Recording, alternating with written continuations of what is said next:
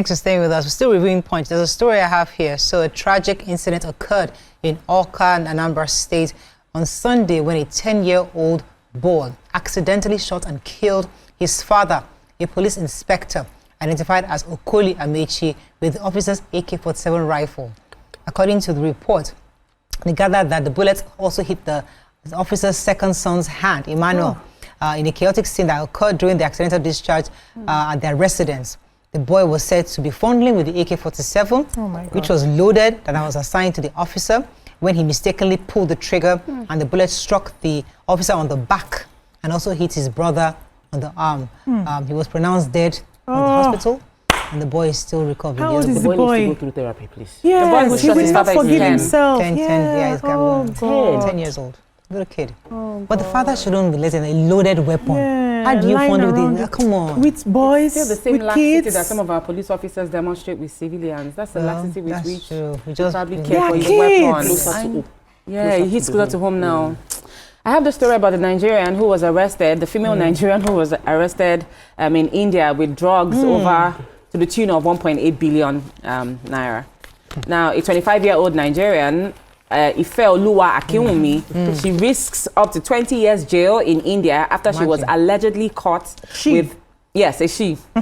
Women in... allegedly caught in possession of drugs. All the way in India. Worth 1.8 billion naira. Now, Akinwumi reportedly is a hairstylist and a nail stylist, and she was arrested last Tuesday by operatives of the anti-narcotics wing in the Central Crime Branch in Bengaluru. Beg your pardon. Yeah, so now they found on her a bag that contained 5.325 kilograms of MDMA crystals, commonly known as party drugs. Now, the contraband was concealed in traditional Indian outfits, and according to the laws, Section 23 of the NDPS Act stipulates severe penalties for those who are caught with importing, exporting, or transshipping narcotic drugs. And so right now she faces a minimum of 10 years and up to 20 years in prison, in addition to heavy fines. Fantastic. Nigerians are doing us great, and you know, the world over. You are taking us. Yes. You are just messing up the narrative. Yes, no. Sad. Okay. Yeah, so I have a story. It was very confusing with the headline. It said Jigawa reallocates misused farmland to farmers. So maybe, and I was trying to understand the context of what the misuse is, but they didn't explain it. The Jigawa state government has made a significant step towards maximizing the available farmland. Apparently, some people are not using the farmland, or they're not using it for farming, and so they said across the 27 local governments in Jigawa, they have decided to reassign farmland to actual farmers who are using the farm, and the action is being taken. It's taking place immediately. That they said this will promote peaceful coexistence between farmers and herders. He stressed his administration is willing to work to expand social security coverage and promote economic growth, but I'm always concerned when governments allocate land for farmers, because local farmers might not seem to be using the farm to capacity, but that's where they eat. So when somebody else comes in and swoops in and takes over their land, there's always a bit of contention that takes place. A lot of it happened in Benin with someone I know that acquired massive land for palm oil from the government, but local farmers are like, these thousands of acres is our family land. You cannot just come and say because we did not use it, you want to use it based on government. So let's not, in solving one problem, lead to another problem. But we'll see how the Jigawa state governor resolves this completely. Thanks for that talk. But let's move on to Vanguard. Israel-Iran war, 300,000 flee to Iran. Oil price drops 4%. Bloodletting Tinubu shifts Kaduna trip and heads for Benue. Other stories here in the papers. We have the suspected herdsmen kill over 10 in Enugu. Another flood in Niger submerges bridge, sweeps off the covert. 2 lawyers, developer in court over alleged land scam in Lekki. And power outage protest erupts in Kwale as youth demand step down of IPP. Okay, which story are we taking in Vanguard? Yeah, so another flood has occurred in Bida, capital of Bida local government area of the state, that's Mina, where 11 houses were submerged, property lost, bridge and covert also swept away. However, no life was lost. The incident happened on Saturday with the torrential rain lasting about 5 hours from 3 a.m. to 8 a.m. And the areas generally affected included Kodogi, Nasarafatu Road, Bida, Federal Polytechnic and GRA Road, Bida. Now, the state government led the Commissioner for Environment and Climate Change, Mohammed Kolo, has led a delegation for an on the spot assessment, and he expressed sympathy to the affected people in the area, saying that the areas will be fixed very soon. He said the state government is worried and pained about the development, and within the next 48 hours, government would commence the rehabilitation of the 1 kilometer road to avert future occurrence. Government will, as a matter of utmost importance, also address the ecological challenges bedeviling the area.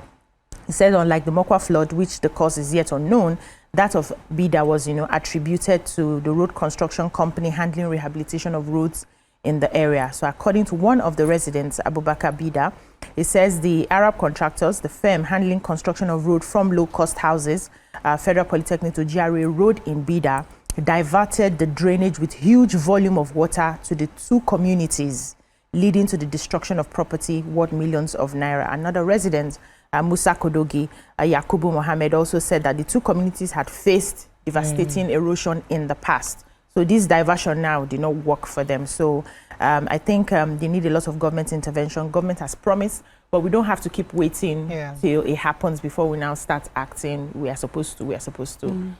The signs are always there.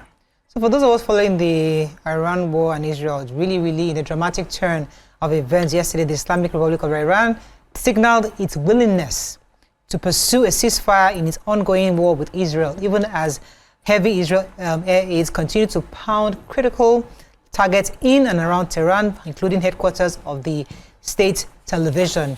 Tehran has made it very clear that any potential truce is contingent on the United States, Donald Trump, staying out of the battlefield, because obviously Donald Trump is behind Israel. Despite his appeal for dialogue, Iran is still absorbing heavy losses. Israel warplanes under the banner of Operation Rising Lion launched a fresh wave of attacks on Monday morning, targeting missile stockpiles, suspected nuclear infrastructure, and notably the National Broadcasting Complex of Islamic Republic of Iran broadcasting in central Tehran. And that's like major mouthpiece. So the strike on IRIB dealt a symbolic and psychological blow to the regime, effectively knocking off national broadcasts for several hours and sending shockwaves to the capital. Just hope this war doesn't come to an end. I have, in a continuous wave of sweeping attacks, now in Enugu State in the east, bandits suspected to be Fulani headsmen have once again killed over 10 persons in Agwamede, in Eha Amofu, in Isuzo local government area of Enugu State on Sunday evening.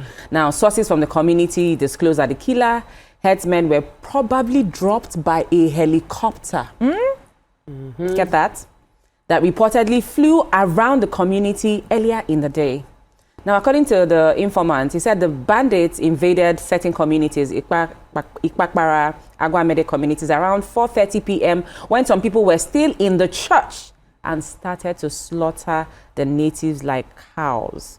They did not announce their operation with any gunshots. They just came in and started using their machetes to butcher people and killed more than 10 persons in their homes before anybody knew what was happening. Yeah, really sad. Really sad. Another sad story. It's just annoying that we're announcing sad stories. I beg. Because there was a real estate story that caught my attention, but there wasn't anything conclusive. It's an ongoing case, so I'm not going to take that story. But this 56-year-old farmer was killed by his farm workers in Edo State, and this was because there was a demand for 300,000 naira, and they actually kidnapped their boss and called the family and demanded a 60 million naira ransom. The family insisted that they wanted to talk to the family members, and then they dropped it to 300,000. Long and short is the staff actually were the ones that kidnapped him. He's a farmer. They connived.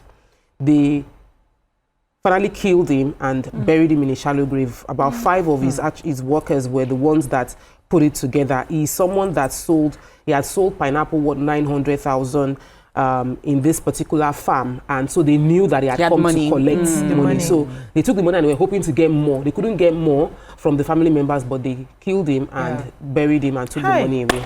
Really. 900,000. Oh, that's so sad. Let's go a short bit. That's all we can take on Front Page Review. When we come back, move on to our next segment. Stay with us. We'll be right back.